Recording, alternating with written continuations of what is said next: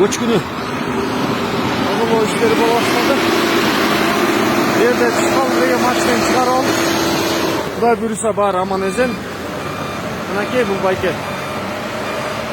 Var içindeyiler aman esen. Bayke жақсы he buyursa bari. Жақсы he. Жетişip kaldık he vurgunlar. Как раз greyderler üstüne bu jakta olçu da.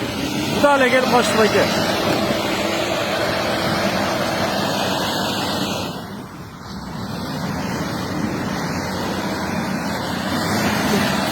Biyaka tüpçü gerek biyaka.